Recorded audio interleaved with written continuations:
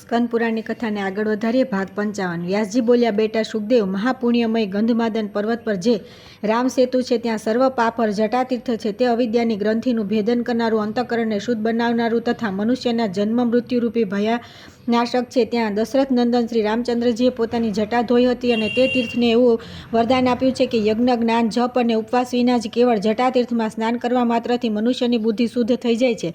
હે શુક, વરુણનંદન ભૃગુએ પૂર્વકાળમાં પોતાના પિતાને જ્યારે બુદ્ધિને શુદ્ધ કરનારા શુભ અને પાવન ઉપાયના વિષયમાં પ્રશ્ન કર્યો ત્યારે વરુણે તેમને જટાતીર્થમાં સ્નાન કરવાની સલાહ આપી. પિતાના કહેવાથી ભૃગુજી જટાતીર્થમાં ગયા અને ત્યાં સ્નાન કરવાથી તેમની બુદ્ધિ શુદ્ધ થઈ ગઈ. ત્યાર પછી તેઓ અદ્વૈત બોધ પ્રાપ્ત કરીને અખંડ સચ્ચિદાનંદ સ્વરૂપ પૂર્ણતમ પરમાત્મામાં સ્થિત થયા. એ જ પ્રમાણે શિવજીના અંશ દુર્વાસા પણ જટાતીર્થમાં સ્નાન કરવાથી અંતઃશુદ્ધિને પ્રાપ્ત કરીને બ્રહ્માનંદમય થઈ ગયા. જે પોતાના અજ્ઞાનનો નાશ કરવા ઈચ્છે છે તેણે સર્વ પાપનાશક પુણ્યમય પરમ શુદ્ધ જટાતીર્થમાં સ્નાન કરવું. તેથી તમે જટાતીર્થમાં જાઓ અને મનને શુદ્ધ કરનારા તે પુણ્યપ્રદ તીર્થમાં સ્નાન કરો.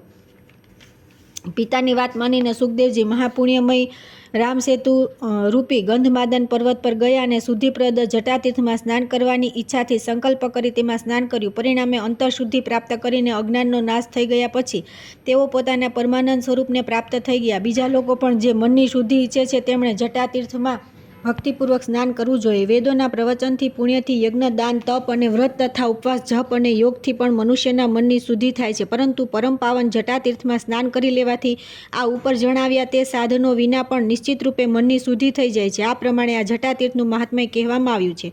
ત્યાર પછી આવે છે લક્ષ્મી તીર્થ અને અગ્નિતીર્થનું મહાત્મ્ય. પિશાચ યોનિને પ્રાપ્ત થયેલા દુષ્પણ્યનો ઉદ્ધાર.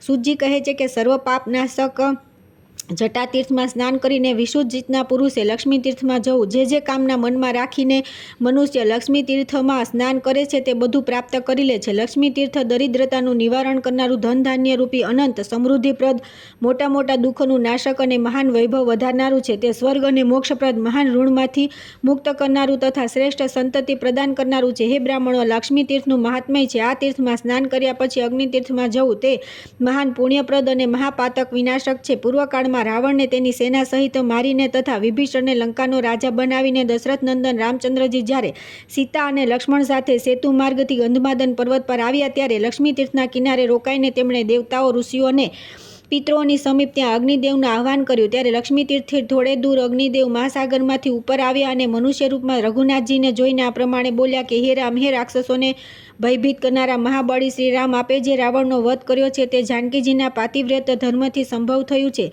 આ વાત સત્ય છે, સત્ય છે, સત્ય છે. આ સાક્ષાત જગન્માતા લક્ષ્મી છે. તેમણે લીલા માટે માનવ શરીર ધારણ કર્યું છે. જ્યારે આપ દેવ શરીરમાં સ્થિત થાઓ છો ત્યારે તેઓ પણ દિવ્ય દેહથી તમારી સેવા કરે છે. આપે માનવ શરીર ધારણ કર્યું છે તેથી એ પણ માનવ કન્યા રૂપે પ્રગટ થયા છે. આપ ભગવાન વિષ્ણુના શરીરને અનુરૂપ જ એ પણ શરીર ધારણ કરી લે છે. હે જગત સ્વામી દેવાધિદેવ જનાર્દન, આપ જ્યારે અવતાર લો છો ત્યારે એ આપની સહાયિકા થાય છે. ત્યારે આપ ભૃગુનંદન પરશુરામે ઉત્પન્ન થયા હતા ત્યારે એ ધરણી નામે પ્રગટ થયા હતા. અત્યારે એ તમારી સાથે જનકનંદની સીતા રૂપે પ્રગટ થયા અને ભવિષ્યમાં જ્યારે આપ શ્રીકૃષ્ણ અવતાર લેશો ત્યારે રૂકમણી થશે. એ જ પ્રમાણે અન્ય અવતારોમાં પણ એ તમારી સહાયિકા થાય છે.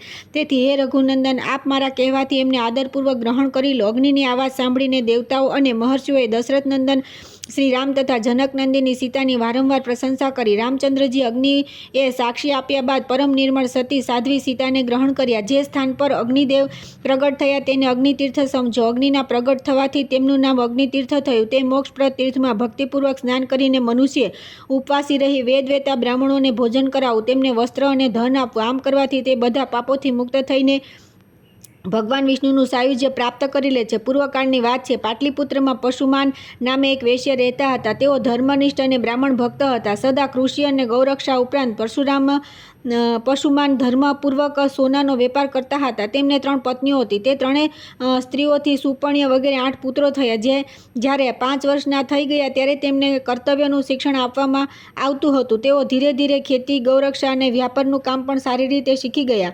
સુપર્ણ્ય વગેરે 7 પુત્રો પિતાની વાત માનતા અને પશુમાન જે કહેતા તે કામ તત્કાળ પૂરું કરી દેતા હતા. તેમણે સોનાના કારોબારમાં પણ અત્યંત કુશળતા પ્રાપ્ત કરી લીધી. પરંતુ વૈશ્યનો 8મો પુત્ર દુષ્પર્ણ્ય બાલ્યાવસ્થાથી જ ઊંધે રસ્તે ચડી ગયો. તે પિતાની વાત માનતો ન હતો, તે બીજા બાળકોને સતાવતો હતો. પશુમાને તેને દુષ્કર્મ પરાયણ જોઈને પણ આ નાદાન છે એવું વિચારીને તેની ઉપેક્ષા કરી. ત્યારબાદ વૈશ્ય 8 પુત્રો યુવાવસ્થાને પ્રાપ્ત થયા. 8મો પુત્ર દુષ્પર્ણ્ય નગરના બાળકોને પકડી લેતો અને નદી, કૂવા કે તળાવમાં નાખી દેતો. તેના આ દુષ્ચરિત્રને કોઈ જાણતું ન હતું. પાણીમાં જે બાળકનું શવ મળતું તેનો અગ્નિસંસ્કાર કરી દેતા. ત્યારે પૂરવાસીઓએ રાજાને આ વાત કહી. તેમની વાત સાંભળી રાજાએ નગરના રક્ષકોને બોલાવી આજ્ઞા આપી કે બાળકોના મૃત્યુનું શું કારણ છે તેનો પતો લગાવો. રક્ષકો બાળકોના મૃત્યુના કારણ જાણવા પ્રયત્નશીલ થયા, પણ ઘણી તપાસ કરવા છતાં પણ તેઓ બાળકોના મૃત્યુનું કારણ જાણી ન શક્યા. તેઓ ડરતા ડરતા રાજાની પાસે જઈ બોલ્યા કે મહારાજ, અમે બહુ તપાસ કરવા છતાં એ જાણી શક્યા નથી કે આ નગરમાં રહીને નિરંતર બાળકોની હત્યા કોણ કરે છે. ત્યારબાદ કોઈ એક દિવસ તે વૈશ્ય બાળક બીજા 5 બાળકો સાથે કમળ લઈ આવવાના બહાને સરોવર પાસે ગયા. ત્યાં તેણે બાળકોને બળપૂર્વક પાણીમાં ડૂબાડી દીધા. તે બાળકો ચીસો પાડતા રહ્યા તો પણ તે ક્રૂરાત્માને તેમને ગળા સુધી પાણીમાં લઈ જઈને ડૂબાડી દીધા. તે બધાને મરી ગયા છે એવું જાણીને દુષ્પર્ણ્ય તરત પોતાના ઘરે ચાલ્યો ગયો. તે 5 બાળકોના પિતા તેમને નગરમાં શોધવા લાગ્યા. તે 5 બાળકો બહુ નાના ન હતા. પાણીમાં ડૂબાડી દીધા છતાં તે માર્યા ન હતા. ધીરે ધીરે તે સરોવરના કિનારે આવી ગયા અને ત્યાં જ ઘૂમતા રહ્યા.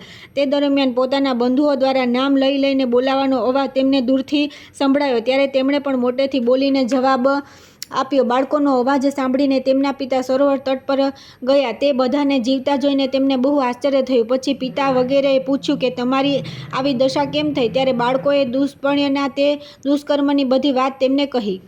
આ જાણ્યા પછી નગરવાસીઓએ રાજાને આ બાબતની જાણ કરી. રાજાએ પશુમાનને બોલાવીને કહ્યું કે પશુમાન, આ નગર અનેક બાળકોથી ભરપૂર હતું, પરંતુ તમારા દુરાત્મા પુત્રે આને બાળકો વિનાનું સૂનું કરી નાખ્યું. હમણાં જ આ બાળકોને તેણે જળમાં ડૂબાડી દીધા હતા, પરંતુ દેવયોગે એ જીવતા નીકળી આવ્યા છે. કહો, આ માટે શું કરવું જોઈએ? હું તમને જ પૂછું છું, કેમ કે તમે ધાર્મિક છો. રાજાના આ પ્રમાણે કહ્યા પછી ધર્મજ્ઞ પશુમાને કહ્યું કે હે રાજન, જેણે આ નગરને સૂનું કરી દીધું છે તે વધને યોગ્ય છે. આ વિશે કશું પૂછવાની વાત જ નથી. આ અત્યંત પાપાત્મા મારો પુત્ર નથી, શત્રુ જ છે, જેણે આ નગરને બાળકો વિનાનું કરી નાખ્યું. તે દુષ્ટ ઉદ્ધારનો મને કોઈ ઉપાય દેખાતો નથી. હું સાચું કહું છું, આ દુષ્ટાત્માને મૃત્યુદંડ આપવો જોઈએ. પશુમાનની આ વાત સાંભળીને બધા નગરજનો પશુમાનની પ્રશંસા કરતા રાજાને કહ્યું કે હે મહારાજ, આ દુષ્ટને મૃત્યુદંડ આપવો નહીં, પરંતુ ચૂપચાપ નગરમાંથી કાઢી મૂકવામાં આવે.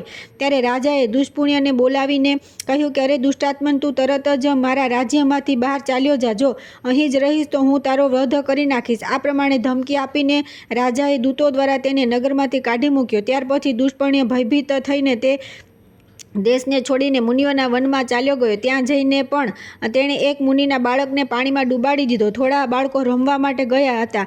તેમણે તે બાળકને મૃત્યુ પામેલું જોઈને અત્યંત દુઃખી થઈને તેના પિતાને આ સમાચાર કહ્યા. ત્યારે ઉગ્રશ્રવાએ બાળકો દ્વારા પોતાના પુત્રના મૃત્યુ પામ્યાના સમાચાર સાંભળીને તપના પ્રભાવથી દુષ્પર્ણ્યના ચરિત્રને જાણી લીધું અને તેને શાપ આપતા કહ્યું કે અરે, તે મારા પુત્રને પાણીમાં નાખી દઈને મારી નાખ્યો, તેથી તારું મૃત્યુ પણ જળમાં ડૂબવાથી થશે અને મૃત્યુ પછી તું દીર્ઘકાળ સુધી પિશાચ થઈશ. આ શાપ સાંભળીને દુષ્પર્ણ્યને બહુ દુઃખ થયું તથા તે વન છોડીને સિંહ વગેરે ક્રૂર પ્રાણીઓથી યુક્ત બીજા ભયંકર વનમાં ચાલ્યો ગયો. ત્યાં બહુ જોરથી વરસાદ અને આંધીનું તોફાન શરૂ થયું. દુષ્પર્ણ્યે જોયું કે એક મરી ગયેલા હાથીનું હાડપિંજર પડ્યું છે. અતિશય વરસાદ અને આંધીના પ્રચંડ તોફાનથી રક્ષા મેળવવા તે હાથીની હાડપિંજર રૂપી ગુફામાં ઘૂસી ગયો. પછી બહુ ભારે વરસાદ થયો. પાણીનો પ્રવાહ હાથીના પેટમાં પણ ઘૂસી ગયો. પછી તો હાથીનું તે સબ પાણી સાથે વહીને સમુદ્રમાં ચાલ્યું ગયું અને દુષ્પર્ણ્ય તે જળમાં ડૂબીને ક્ષણવારમાં પ્રાણહીન થઈ ગયો. મૃત્યુ બાદ તે પિશાચ યોનિમાં ગયો. તે ભૂખ તરસથી વ્યાકુળ થઈને તે ભયાનક રૂપધારી પિશાચ અનેક પ્રકારના દુઃખો સહીને ગહન વનમાં રહેવા લાગ્યો. એક વનમાંથી બીજા વનમાં ભટકતો, અનેક કષ્ટ ભોગવતો તે દંડકારણ્યમાં આવ્યો. ત્યાં તેણે ઊંચા અવાજે પોકારો કર્યા કે હે તપસ્વી મહાત્માઓ, તમે લોકો બહુ દયાળુ અને પ્રાણી માત્રના સુયત છો. હું દુઃખથી અત્યંત વ્યથિત છું, તેથી મને પોતાની દયા દ્રષ્ટિથી અનુગ્રહિત કરો. પૂર્વકાળમાં હું પાટલીપુત્ર નગરમાં પશુમાનનો પુત્ર દુષ્પર્ણ્ય નામનો વૈશ્ય હતો. તે સમયે મેં ઘણા બાળકોની હત્યા કરી. હવે હું પિશાચ યોનિને પ્રાપ્ત થયો છું. ભૂખ તરસ સહન કરવાની મારામાં શક્તિ નથી, તેથી તમે લોકો કૃપા કરીને મારી રક્ષા કરો. હે તપોધન, હું પિશાચ યોનિમાંથી મુક્ત થાઉં એવો પ્રયત્ન કરો. પિશાચના આ વચન સાંભળીને તપસ્વી મુનિઓએ મહર્ષિ અગસ્ત્યજીને કહ્યું કે ભગવાન આ પિશાચના ઉદ્ધારનો કોઈ ઉપાય બતાવો. ત્યારે અગસ્ત્યજીએ પોતાના પ્રિય શિષ્ય સુતીક્ષ્ણને બોલાવીને કહ્યું કે વત્સ સુતીક્ષ્ણ, તમે તરત ગંધમાદન પર્વત પર ચાલ્યા જાઓ. ત્યાં સર્વ પાપહર મહાન અગ્નિતીર્થ છે. હે મહામતે, આ પિશાચના ઉદ્ધાર માટે તમે આ તીર્થમાં સ્નાન કરો. અગસ્ત્યજીના આમ કહેવાથી સુતીક્ષ્ણજી ગંધમાદન પર્વત પર ગયા અને અગ્નિતીર્થમાં જઈને પિશાચને માટે સ્નાનનો સંકલ્પ કરીને ત્યાં તેમણે નિયમપૂર્વક 3 દિવસ સ્નાન કર્યું. પછી રામનાથ વગેરે તીર્થોનું સેવન અને સ્નાન કરીને શ્રેષ્ઠ બ્રાહ્મણ સુતીક્ષ્ણજી પોતાના આશ્રમ પર પાછા આવ્યા. તે તીર્થમાં સ્નાનના પ્રભાવથી તે પિશાચ તરત જ દિવ્ય દેહને પ્રાપ્ત થયો અને સુતીક્ષ્ણ અગસ્ત્ય તથા અન્ય તપસ્વીઓને વારંવાર પ્રણામ કરીને તેમની આજ્ઞા લઈ પ્રસન્નતાપૂર્વક સ્વર્ગલોકમાં ચાલ્યો ગયો. ત્યાર પછી આવે છે ચક્રતીર્થ, શિવતીર્થ, શંખતીર્થ અને યમુના, ગંગા અને ગયા તીર્થનો મહિમા. રાજા જનશ્રુતિને રેકવના ઉપદેશથી બ્રહ્મભાવની પ્રાપ્તિ. અગ્નિતીર્થમાં સ્નાન કરીને શુદ્ધાત્મા પુરુષે સર્વપાતકોનો નાશ કરનારા ચક્રતીર્થની યાત્રા કરવી. જે કામનાઓના ઉદ્દેશથી મનુષ્ય ચક્રતીર્થમાં સ્નાન કરે છે તે ઉદ્દેશને તે પ્રાપ્ત કરી લે છે. પૂર્વકાળમાં કઠોર નિયમોનું પાલન કરનારા અહિબુદ્ધ નામના તપસ્વી મહર્ષિ આ ગંધમાદન તીર્થમાં સુદર્શન ચક્રની ઉપાસના કરતા હતા. ત્યાં તપસ્વી મુનિને ભયાનક રૂપધારી રાક્ષસ સતાવતા અને તેમની તપસ્યામાં વિઘ્ન નાખતા હતા. ત્યારે ભક્તની રક્ષા કરવા માટે સુદર્શન ચક્રે આવીને વિઘ્ન નાખનારા તે બધા રાક્ષસોને સહજમાં મારી નાખ્યા. ભક્તની પ્રાર્થનાથી તે ચક્ર તે જ તીર્થમાં રહેવા લાગ્યું. ત્યારથી તેનું નામ ચક્રતીર્થ થઈ ગયું. તે તીર્થમાં સ્નાન કરવાથી સુદર્શન ચક્રની કૃપાથી રાક્ષસ અને પિશાચ વગેરેની પીડા કદી થતી નથી. શામલાપુરમાં હરિહર નામના એક બ્રાહ્મણ રહેતા હતા. તેઓ એક દિવસ વનમાં ગયા. ત્યાં એક વનવાસી વ્યાધ મનોરંજન માટે લક્ષ્ય તાકી રહ્યો હતો. હરિહર બાબા તેના બાણોના શિકાર બની ગયા અને તેમના બંને પગ કપાઈ ગયા. ત્યારે મુનિઓની પ્રેરણાથી તેમને ગંધમાદન પર્વત પર લઈ જવાયા અને ત્યાં એ તીર્થમાં સ્નાન કરવાથી તેમના બંને પગ પૂર્વવત થઈ ગયા. ત્યારથી આ પુણ્યતીર્થ મુનિતીર્થ કહેવાતું હતું. આગળ જતાં ચક્રના નામથી એ ચક્રતીર્થ નામે પ્રસિદ્ધ થયું. જેમના હાથ, પગ કે અન્ય કોઈ અંગ કપાઈ ગયા હોય તે તેમના અંગોની પૂર્તિના માટે સર્વ મનોરથદાયક આ ચક્રતીર્થનું સેવન કરે. આ પ્રમાણે આ ચક્રતીર્થનો પ્રભાવ કહેવામાં આવ્યો. ચક્રતીર્થમાં સ્નાન કરીને મનુષ્ય શિવતીર્થમાં જવું જોઈએ, જ્યાં સ્નાન કરવાથી કરોડો મહાપાતક નષ્ટ થઈ જાય છે. મહાપાતકોના સંસર્ગથી થનારા પાપ પણ તે જ ક્ષણે દૂર થઈ જાય છે. શિવતીર્થ મહાન દુઃખો અને નરકના ક્લેશોનું નિવારણ કરનાર છે તથા સ્વર્ગ અને મોક્ષને આપનાર છે.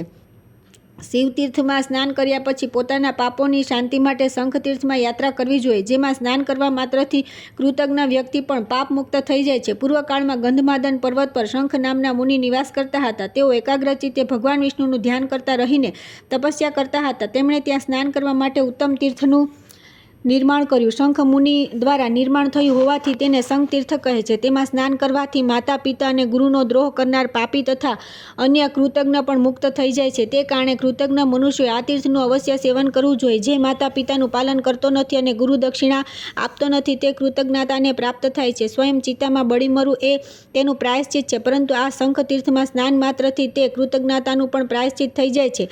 શંખતીર્થમાં સ્નાન કરી મનુષ્ય ક્રમશઃ યમુના, ગંગા અને ગયા વગેરે તીર્થોની યાત્રા કરવી. આ ત્રણેય તીર્થ મનુષ્યના મહાપાતકોનો નાશ કરનાર પરમ પવિત્ર અને સર્વલોકોમાં પ્રસિદ્ધ છે. આ તીર્થો દ્વારા તમામ વિઘ્નો તથા રોગોનું નિવારણ થઈ જાય છે. આ તીર્થો અજ્ઞાનનાશક અને જ્ઞાનપ્રદ છે. પૂર્વકાળમાં મહારાજા જનશ્રુતિ આ તીર્થોમાં સ્નાન કરીને દ્વિજ શ્રેષ્ઠ રેકવ પાસેથી ઉત્તમ જ્ઞાન પ્રાપ્ત કર્યું હતું. મહર્ષિ રેકવ પહેલા ગંધમાદન પર્વત પર રહીને અત્યંત દુષ્કર તપસ્યા કરતા હતા. તેઓ જન્મથી જ પંગુ હતા. તેથી ગંધમાદન પર્વત પર જે તીર્થો છે તેઓ તે તીર્થોની જ યાત્રા કરતા હતા. પગે ચાલી ન શકવાના કારણે તેઓ ગાડીમાં જ તે તીર્થોમાં જતા હતા. તેથી ગાડીવાળા રેકવ નામે તેમની પ્રસિદ્ધિ થઈ. તેમણે તપસ્યાથી પોતાનું શરીર સૂકવી નાખ્યું હતું. તેમના શરીરમાં ખુજલી થઈ ગઈ હતી, જેને તેઓ દિન રાત ખંજવાળતા રહેતા હતા. તેમ છતાં તેમણે તપસ્યા છોડી ન હતી. એક દિવસ તેમના મનમાં તેવો વિચાર થયો કે હું યમુના, ગંગા અને ગયા આ ત્રણેય પવિત્ર તીર્થોમાં સ્નાન કરું, પરંતુ હું તો જન્મથી જ પંગુ છું. તેથી મારા માટે ત્યાંનું સ્નાન દુર્લભ છે. ગાડીથી આટલી દૂરની યાત્રા કરી શકાય નહીં. ત્યારે આ સમયે હું શું કરું? આ પ્રમાણે તર્ક વિતર્ક કરતા મહાબુદ્ધિમાન રેકવ ત્રણેય તીર્થોમાં સ્નાન કરવા વિશે પોતાના કર્તવ્યનો નિશ્ચય કર્યો. તેમણે વિચાર્યું કે મારું તપોબળ દુર્ઘર્ષ અને અસહ્ય છે. તેના દ્વારા હું અહીં તે તીર્થોનું આહ્વાન કરીશ. મનમાં એવો નિશ્ચય કરીને તેઓ પૂર્વાભિમુખ બેઠા. મન ઇન્દ્રિયોને સંયમમાં રાખીને 3 વાર આચમન કર્યું અને એક ક્ષણ સુધી ધ્યાનમાં રહ્યા.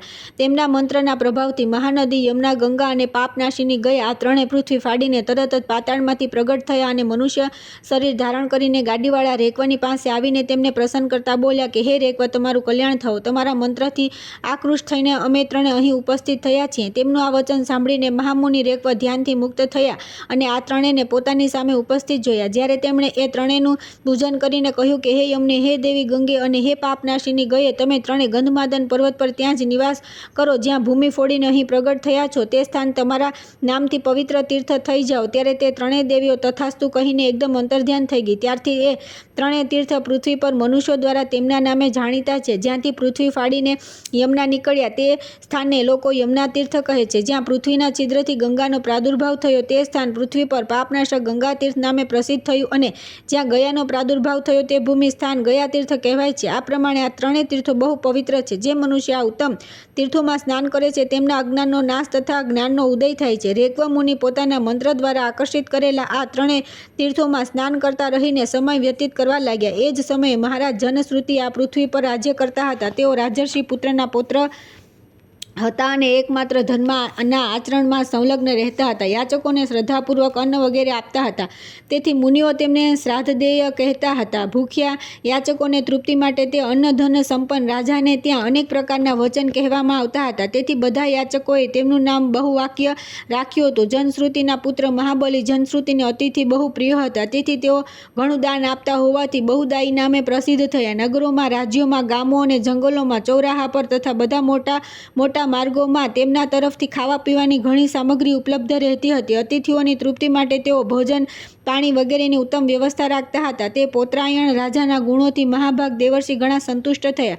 તે બધાના મનમાં રાજા પર કૃપા કરવાની ઈચ્છા થઈ. એક દિવસ રાજા જનશ્રુતિ ગરમીની રાતમાં પોતાના મહેલની અંદર બારી પાસે સૂઈ રહ્યા હતા. તે સમયે દેવર્ષિઓ હંસનું રૂપ ધારણ કરીને એક લાઇનમાં આકાશ માર્ગમાં ઉડીને આવ્યા અને રાજાની ઉપર થઈને જવા લાગ્યા. તે વખતે બહુ ઝડપથી ઉડી રહેલા એક હંસે આગળ જઈ રહેલા હંસને સંબોધિત કરી રાજાને સંભળાવીને ઉપહાસથી કહ્યું કે ભલાક્ષ, અરે ઓ ભલાક્ષ, શું આગળ આગળ જઈ રહેલો તું આંધળાની જેમ દેખતો નથી કે આગળની પૂજનીય રાજા જનશ્રુતિ બિરાજમાન છે? જો તું આ રાજર્ષિને ઓળંગીને જઈશ તો તેમનું તેજ તને ભસ્મ કરી નાખશે. આ પ્રમાણે કહી રહેલા તે હંસને આગળ જઈ રહેલા હંસે ઉત્તર આપ્યો, ઓહો, તમે તો મોટા જ્ઞાની છો, વિદ્વાનો દ્વારા પણ પ્રશંસનીય છો, છતાં આ તુચ્છ મનુષ્યની આટલી પ્રશંસા કેમ કરો છો? આ ધર્મના રહસ્યને જાણતો નથી. જે રીતે બ્રાહ્મણોમાં શ્રેષ્ઠ ગાડીવાળા રેકવ મુનિ જાણે છે, આ રાજાનું તેજ તેમના જેવું નથી. રેકવના પુણ્યોની ગણતરી થઈ શકે એમ નથી. પૃથ્વીની ધૂળના કણ ગણી શકાય છે, આકાશના તારા પણ ગણી શકાય છે, પરંતુ રેકવ મુનિના મહામેરુ જેવા પુણ્યોની ગણતરી કરી શકાય એમ નથી. રાજા જનશ્રુતિમાં તો એવો ધર્મ છે જ નહીં, પછી તે જ્ઞાન વૈભવ ક્યાંથી થઈ શકે? તેથી આ તુચ્છ મનુષ્યની ચર્ચા છોડીને તે ગાડીવાળા રેકવ મુનિની પ્રશંસા કરો. તેમણે જન્મજાત પંગુ હોવા છતાં સ્નાન કરવાની ઈચ્છાથી મંત્ર દ્વારા યમુના, ગંગા અને ગયાને પણ પોતાના આશ્રમ પાસે બોલાવી લીધા છે. આગળ જનારો હંસ જ્યારે આ પ્રમાણે કહીને ચૂપ થઈ ગયો ત્યારે તે હંસરૂપધારી દેવર્ષિ પાછા બ્રહ્મલોકમાં ચાલ્યા ગયા. ત્યાર પછી પૌત્રાયણ રાજા જનશ્રુતિ રેકવ મુનિને ઉન્નતિની ચરમસીમાએ પહોંચેલા સાંભળીને ઘણા ઉદાસ થઈ ગયા અને વારંવાર દીર્ઘ શ્વાસ લેતા રહીને વિચાર કરવા લાગ્યા. તે હંસે રેકવને શ્રેષ્ઠ બતાવી મને તુચ્છ કહ્યો હતો. ઓહો, રેકવનો કેવો મહિમા છે! હવે હું સંસાર અને સંપૂર્ણ રાજ્યને છોડીને ગાડીવાળા મહાત્મા રેકવના શરણમાં જાઉં છું. તે કૃપાનિધાન મુનિ પોતાના શરણમાં આવેલા મને અપનાવીને આત્મજ્ઞાનનો ઉપદેશ આપશે. રાત્રિ વીતી ગયા પછી મહારાજ જનશ્રુતિએ સારથીને બોલાવી કહ્યું કે સુત, તમે તીવ્રગામી રથ પર બેસીને તરત જાઓ અને મહર્ષિઓના આશ્રમો પર, પવિત્ર વનો, એકાંત પ્રદેશો, સત્પુરુષોના નિવાસસ્થાનો, તીર્થો, નદી તટો તથા અન્ય સ્થળોમાં જ્યાં મુનીશ્વર લોકો રહે છે ત્યાં યોગીશ્વર રેકવનો પતો લગાવો. તેઓ જન્મથી પંગુ છે, ગાડી પર બેઠેલા રહે છે, સર્વ ધર્મોના એકમાત્ર આશ્રય છે અને બ્રહ્મજ્ઞાનના નિધિ છે. મારી પ્રસન્નતા માટે તેમની શીઘ્ર શોધ કરીને જલ્દી મારી પાસે આવી જાઓ. બહુ સારું કહીને સારથી વેગવાન રથ પર બેસીને નગરની બહાર નીકળ્યો. તેણે બ્રહ્મજ્ઞાની રેકવ મુનિની શોધ કરી અનેક સ્થાનોમાં શોધ્યા. પછી તે ક્રમશઃ મહર્ષિઓથી ભરેલા ગંધમાદન પર્વત પર ગયો. ત્યાં શોધતા તેણે મુનીશ્વર રેકવને જોયા, જે ગાડી પર બેસીને પોતાના ખરજવાને ખંજવાળી રહ્યા હતા. તેઓ એક કલા રહિત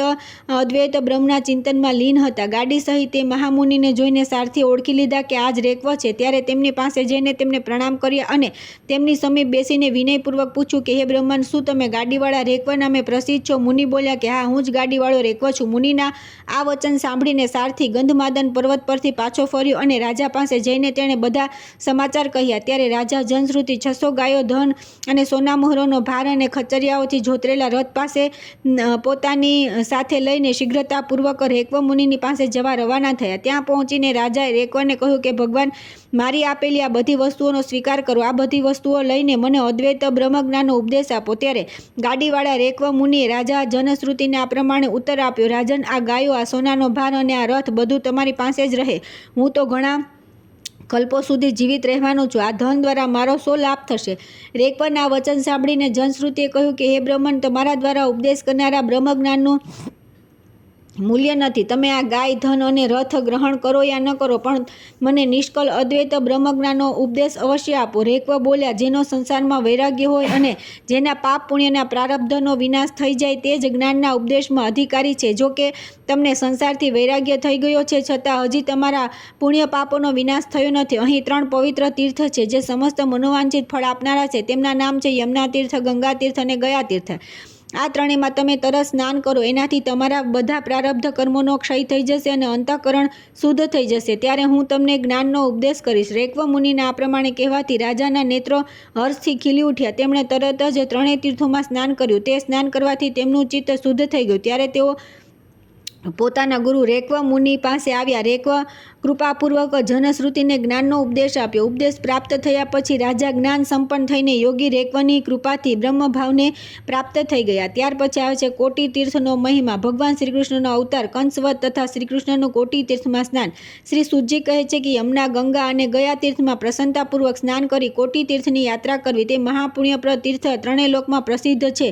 દુઃસ્વપ્ન, મહાપાતક અને મોટા મોટા વિઘ્નોનો નાશ કરનારું તથા મનુષ્યને પરમ શાંતિ આપનારું છે. પૂર્વકાળમાં દશરથ નંદન શ્રી રામચંદ્રજી યુદ્ધમાં રાવણને મારીને ગંધમાદન પર્વત પર લોકો પર અનુગ્રહ કરીને એક શિવલિંગની સ્થાપના કરી. તે લિંગનો અભિષેક કરવા માટે તેઓ શુદ્ધ જળ શોધવા લાગ્યા, પરંતુ તેવું જળ તેમને ન મળ્યું. ત્યારે રઘુનાથજીએ મનમાં ગંગાજીનું સ્મરણ કરી ધનુષ્યની અણીથી તરત પૃથ્વીને ખોદી શ્રી રામના ધનુષ્યની અણી રસાતળમાં પહોંચી ગઈ. તેને ધનુષને જમીનમાંથી ખેંચી લીધું. ત્યારે તે જ માર્ગથી પાતાળ ગંગા બહાર નીકળી. તે જળથી રામચંદ્રજીએ શિવલિંગનો અભિષેક કર્યો. રામચંદ્રજીની ધનુષની કાંટીથી તે તીર્થનું નિર્માણ થયું. તેથી તે તીર્થ ત્રિલોકમાં કોટી તીર્થ નામે વિખ્યાત થયું. ગંધમાદન પર્વત પર જે તીર્થ છે તે બધામાં પ્રથમ સ્નાન કરી પાપ રહિત થયેલા મનુષ્ય બાકીના પાપોથી છૂટવા માટે કોટી તીર્થમાં સ્નાન કરવું. અન્ય તીર્થોમાં સ્નાન કરવાથી પણ જે પાપ નષ્ટ થતા નથી તે અનેક જન્મોમાં સંચિત તથા શરીરના હાડકાઓમાં સ્થિત પાપો કોટી તીર્થમાં સ્નાન કરવાથી પૂર્ણતઃ નષ્ટ થઈ જાય છે. જો કોઈ સ્વેચ્છાનુસાર ક્યાંય જઈ રહ્યો હોય કે તીર્થયાત્રા કરતો હોય અને રસ્તામાં તેને કોઈ તીર્થ કે દેવાલય મળી જાય તો તેને જોઈને કે સાંભળીને પણ જે અજ્ઞાનવશ તેનું સેવન કરતો નથી તે મનુષ્ય અધમ છે. આવું મહર્ષિઓનું વચન છે. તેથી સેતુ જનાર પુરુષ જો ત્યાંના અન્ય તીર્થોમાં સ્નાન નથી કરતો તો તે તીર્થના ઉલ્લંઘનના દોષના કારણે બ્રાહ્મણો દ્વારા બહાર કરી દેવા યોગ્ય છે. તેથી ચક્રતીર્થ વગેરે તીર્થોમાં અવશ્ય સ્નાન કરવું જોઈએ. આ તીર્થમાં સ્નાન કર્યા પછી શેષ પાપોથી મુક્ત થવા માટે મનુષ્ય કોટી તીર્થમાં સ્નાન કરવું જોઈએ. પૂર્વકાળમાં શ્રી રામચંદ્રજીએ તેમાં સ્નાન કરી તે જ ક્ષણે પુષ્પક વિમાનમાં બેસીને વાનરો તથા લક્ષ્મણ અને સીતાની સાથે અયોધ્યા જવા પ્રસ્થાન કર્યું હતું. તેથી તેમની જેમ કોટી તીર્થમાં સ્નાન કરીને શેષ પાપોથી છૂટેલો મનુષ્ય તે જ ક્ષણે ત્યાં પાછો આવે. આ શ્રેષ્ઠ તીર્થ સર્વલોકમાં પ્રસિદ્ધ છે. શ્રી રામચંદ્રજીએ ભગવાન રામેશ્વરનો અભિષેક કરવા માટે તેનું નિર્માણ કર્યું હતું. સાક્ષાત ભગવતી ગંગાનો તેમાં નિવાસ છે તથા તારક બ્રહ્મ શ્રી રામે ત્યાં સ્નાન કર્યું છે. તે કોટી તીર્થના મહિમાનું વર્ણન કોણ કરી શકે છે? યદુવંશમાં વાસુદેવ નામે વિખ્યાત એક ક્ષત્રિય હતા જે સુરસેનના પુત્ર હતા. તે દિવસોમાં ભોજકુળમાં દેવકીની એક પુત્રી હતી. તે દેવકીના નામે વિખ્યાત હતી. વસુદેવજીએ દેવકી સાથે લગ્ન કરી રથ પર બેસી પોતાના નિવાસ સ્થાને ચાલ્યા ગયા. તે સમયે ઉગ્રસેનનો પુત્ર કંસ વાસુદેવનો સારથી બની રથ હાંકવા લાગ્યો. એટલામાં જ બહેન અને બનેવીને લઈ જનારા કંસને સંબોધિત કરી આકાશવાણીએ કહ્યું કે શત્રુ દમન કંસ, જે દેવકીને તું લઈને જઈ રહ્યો છે તેનો 8મો ગર્ભ તને મારશે. આ દિવ્ય વાણી સાંભળીને કંસે તલવાર ખેંચી અને બહેનને મારી નાખવાનો પ્રયત્ન કર્યો. આ જોઈને વાસુદેવજીએ કહ્યું કે કંસ, આનાથી જે સંતાનો પેદા થશે તે બધાને હું તને સોંપી દઈશ. આ તમારી બહેન છે અને મારશો નહીં. આનાથી તો તમને કોઈ ભય નથી. આ સાંભળી કંસે દેવકીને મારવાનો વિચાર છોડી દીધો અને વાસુદેવ દેવકીની સાથે પોતાને ઘરે ગયો. કંસ બહુ દુષ્ટ હતો. તેણે બહેન બનીને બંનેના પગોમાં બેડી નાખી કારાગરમાં પૂરી દીધા. ત્યારબાદ ઘણા સમય પસાર થઈ ગયા પછી દેવકીએ વસુદેવજીથી ક્રમશઃ 6 પુત્રોને જન્મ આપ્યો. તે બધાને વસુદેવે કંસને આપી દીધા અને કંસે તેમનો વધ કરી નાખ્યો. આ પ્રમાણે દેવકીના ગર્ભથી ઉત્પન્ન થનાર 6 પુત્રોના માર્યા જવાથી 7મા ગર્ભના રૂપમાં સાક્ષાત ભગવાન શેષે દેવકીના ઉદરમાં પ્રવેશ કર્યો. તે સમયે ભગવાન વિષ્ણુની આજ્ઞાથી માયાદેવી તે ગર્ભને રોહિણીના ગર્ભમાં સ્થાપિત કરી દીધો. રોહિણી તે દિવસોમાં ગોકુળમાં નંદગોપના ઘરમાં રહેતી હતી. લોકોમાં એવી વાત વહેતી થઈ ગઈ કે દેવકીનો 7મો ગર્ભ પડી ગયો. ત્યાર પછી સ્વયં ભગવાન વિષ્ણુ 8મો ગર્ભ થઈને દેવકીની કુખમાં પ્રવેશ્યા. 10 મહિના વીતી જતા અવિનાશી ભગવાન શ્રીહરિ દેવકીના ઉદરથી પ્રગટ થયા, જે કૃષ્ણ નામે પ્રસિદ્ધ થયા. જન્મના સમયે તેમણે શંખ, ચક્ર, ગદા અને ખડગથી સુશોભિત ચતુર્ભુજ રૂપમાં દર્શન આપ્યા. તેમના મસ્તક પર મુગટ અને ગળામાં વનમાળા શોભી રહી હતી. તેઓ માતા પિતાના દુઃખોને દૂર કરનારા હતા. સર્વેશ્વર ભગવાન શ્રી હરિને જોઈને વાસુદેવજીએ તેમની સ્તુતિ કરી. વાસુદેવજી બોલ્યા કે હે પ્રભુ, આપ જ સંપૂર્ણ વિશ્વરૂપે બિરાજમાન છો. આપ જ આ વિશ્વના પાલક છો. તેની ઉત્પત્તિના સ્થાન પણ આપ જ છો. આ સંપૂર્ણ વિશ્વ આપમાં સ્થિત છે. હે ભગવાન, પ્રકૃતિ, મહતત્વ, વિરાટ, સ્વરાટ અને સમ્રાટ સર્વ આપ જ છો. આ પ્રમાણે આપનું તેજ સંપૂર્ણ જગતનું કારણભૂત છે. આપના પરાક્રમની કોઈ સીમા નથી. આપ સાક્ષાત નારાયણ છો. આપને નમસ્કાર છે. આપ શાંગ, ધનુષ, સુદર્શન ચક્ર, નંદક, ખડગ અને કૌમુદકી ગદા ધારણ કરો છો. આપને નમસ્કાર છે. અત્યંત મનોરમ રૂપ ધારણ કરનારા આપને નમસ્કાર છે. આ પ્રમાણે સ્તુતિ કરી રહેલા વાસુદેવને અને માતા દેવકીને પણ પ્રસન્ન કરતા રહી ભગવાન શ્રી હરિએ કહ્યું કે હે માતા અને પિતાજી, તમે બંને ભયભીત ન થાઓ. હું કંસનો વધ કરીશ. નંદગોપની પત્ની યશોદાએ એક પુત્રીને જન્મ આપ્યો છે. તે સર્વલોકને મોહિત કરનારી મારી માયા છે. આપ મને લઈ જઈને યશોદાની શૈયા પર સુડાવી દો અને યશોદાની પુત્રીને લાવી દેવકીની શૈયા પર સુડાવો. ભગવાન શ્રી કૃષ્ણના આ પ્રમાણે કહ્યા પછી વસુદેવજીએ જ પ્રમાણે કહ્યું. દેવકીની શૈયા પર સુડાવતા તે મયી પુત્રી રડવા લાગી. બાળકના રડવાનો અવાજ સાંભળી કંસ વ્યાકુળ ચિત્તે આવ્યો અને સૂતિકા ગૃહમાં જઈને તેણે તે કન્યાને લઈ લીધી. તેના મનમાં સહેજ પણ દયા કે લાજ ન હતી. તેણે તે બાળકીને લઈ જઈ પથ્થર પર પછાડી. તેના હાથમાંથી છૂટતા તે બાળકી 8 મોટી ભુજાઓથી યુક્ત અસ્ત્ર શસ્ત્રોથી સુશોભિત મહાદેવી રૂપે પ્રગટ થઈ અને કંસને પોકારીને અત્યંત ક્રોધિત થઈ બોલી, અરે પાપાત્મા કંસ, ઓ દુર્બુદ્ધિ મૂર્ખ, તારા પ્રાણ લેનાર શત્રુ કોઈક સ્થાને ઉત્પન્ન થઈ ગયો છે. હવે તું તારા તે કાળરૂપી શત્રુને શોધ્યા કર. આમ કહીને તે દેવી પૂજા કરનારનું અભિષ્ટ સિદ્ધ કરનારી છે. દિવ્ય સ્થાનમાં ચાલી ગઈ. દેવીનું વચન સાંભળીને કંસ અત્યંત વ્યાકુળ થઈ ગયો. તેણે પોતાનો પ્રાણાંત કરનાર શત્રુને પીડા આપવા માટે તથા અન્ય બાળકોને પણ સતાવવા માટે પૂતના વગેરે બાળગ્રહોને જુદા જુદા સ્થાનોમાં મોકલ્યા. તે બધા બાળગ્રહ નંદના ગોકુળમાં ગયા અને ત્યાં શ્રીકૃષ્ણના હાથે મરાઈ ગયા. ત્યાર પછી થોડા દિવસ પસાર થયા બાદ બાલભદ્ર અને શ્રીકૃષ્ણ ગોકુળમાં મોટા થઈ ગયા. તેઓ અનેક પ્રકારની બાળ ક્રિયાઓ કરતા હતા. થોડા સમય સુધી તે બંને ભાઈ વાંસળી વગાડતા વાછડા ચારતા રહ્યા. થોડા વર્ષો સુધી ગાયો ચરાવી. તે સમયે તેઓ વનના ગુંજા અને મોરપીંછના આભૂષણો ધારણ કરતા હતા. આ પ્રમાણે બલરામ અને શ્રીકૃષ્ણ ગોકુલમાં અનેક પ્રકારની લીલાઓ કરતા રહ્યા. એકવાર કંસે બલરામ અને કૃષ્ણને બોલાવવા માટે અક્રૂરજીને ગોકુલ મોકલ્યા. અક્રૂરજીની કંસની આજ્ઞાથી જઈને તે બંને ભાઈઓને ગોકુલથી મથુરા લઈ આવ્યા. મથુરાપુરી સુવર્ણના દરવાજાઓથી શોભી રહી હતી. બલરામ અને કૃષ્ણને લાવ્યા પછી અક્રૂરજીએ કંસને મળી તેને બધા સમાચાર આપ્યા. ત્યાર પછી બીજા દિવસે વાસુદેવના બંને પુત્ર પોતાના પ્રિય મિત્ર ગોપ બાળકોની સાથે મથુરાપુરીમાં આવ્યા. નગરની સ્ત્રીઓ તેમના રૂપગુણની પ્રશંસા કરતી હતી અને તે બંને આ બધું સાંભળતા આગળ નીકળી જતા હતા. ત્યારબાદ શ્રીકૃષ્ણે બલરામની સાથે ધનુષ્ય શાળામાં જઈને દ્રઢ પ્રત્યંચાવાળા એક મહાન ધનુષને જોયું અને બધા રક્ષકોને દૂર ભગાડીને લીલાપૂર્વક તે ધનુષ્યને હાથમાં લઈ લીધું.